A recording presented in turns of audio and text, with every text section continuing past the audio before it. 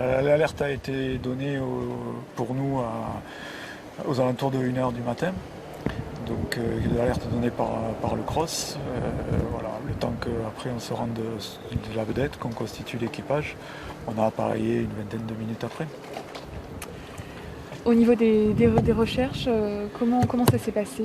On était en pleine nuit, Voilà, on était en pleine nuit, donc on savait, puisqu'il y avait une balise qui avait été déclenchée, on savait qu'il y avait des personnes qui étaient tombées à l'eau. Donc la priorité c'était effectivement de se rendre sur zone le plus rapidement possible. Comme nous étions la vedette SNSM la plus proche, c'est nous qui sommes arrivés les premiers sur la zone. La mer était assez formée, donc on a eu par chance la personne qui était tombée à l'eau disposait donc de la balise avec une petite lumière sur la balise, ce qui nous a permis de le localiser relativement rapidement et de lui porter assistance.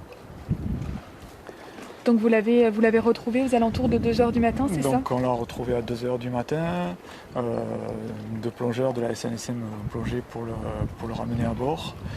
Voilà, nous sommes restés à peu près une quinzaine ou 20 minutes sur la zone pour essayer de repêcher les autres personnes, puisque nous savions qu'il y avait 3 personnes à bord. Mais après, vu l'état de la personne que nous avions repêchée, nous avons jugé plus important de rentrer sur le port du Cap d'Agde pour la confier aux pompiers qui ont pris le relais. Là, il n'y avait pas d'autre choix que de la ramener. La personne avait passé à peu près 2 heures au moins dans l'eau.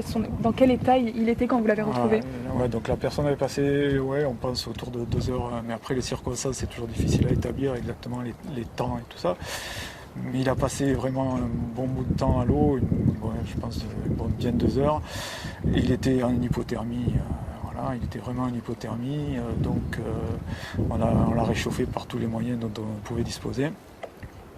Et on lui a parlé un maximum, on a essayé de le rassurer. Et, quand il est arrivé ici, les pompiers lui ont pris sa température, il avait le corps à 33 degrés, donc c'était vraiment la limite, quoi.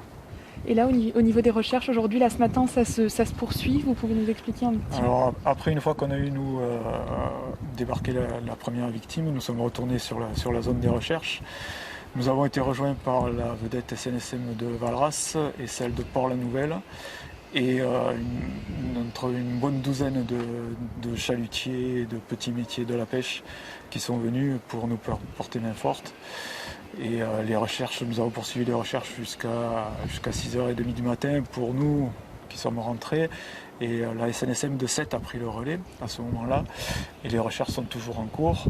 On a eu aussi l'appui de l'hélicoptère de la gendarmerie, qui a fait ses rotations et puis qui a été obligé de rentrer. Et après, il y a l'hélicoptère de la sécurité civile qui est venu aussi, voilà, mais sans succès. Concernant là, les 2 personnes qui sont toujours portées disparues à cette heure-là, après c'est vrai que le pronostic n'est pas très optimiste parce que c'est quand même la température de l'eau est autour de 15 degrés. Ça fait maintenant, à cette heure qu'on vous parle, au moins 8 heures qu'ils sont dans l'eau. On n'est pas très optimiste, effectivement. Très bien. On a une idée de ce qui s'est passé? Ah oui. Alors les circonstances de l'accident, c'est toujours difficile à expliquer. Vraisemblablement, mais ça reste des suppositions, comme sur la zone il y avait des troncs d'arbres et divers objets qui flottaient. La supposition c'est qu'il ait heurté un tronc d'arbre, qu'il ait arraché son hélice, que le bateau ait rapidement pris l'eau. La mer étant formée, il a chaviré et il a coulé instantanément. C'est ce qu'a pu nous confirmer entre guillemets la victime malgré son état de fatigue et d'hypothermie avancée. Vous nous expliquez qu'il y a toute une solidarité qui s'est mise en place pour retrouver ces deux personnes. Oui, effectivement, outre les moyens de la SNSM, les pêcheurs qui ont appris la nouvelle sont sortis immédiatement.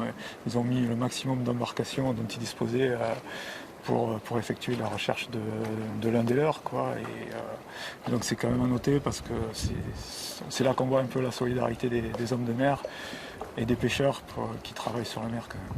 Et pour vous qui étiez au moment où ça s'est produit, vous étiez la première vedette sur place, vous avez retrouvé l'homme. Comment on fait dans ce cas-là?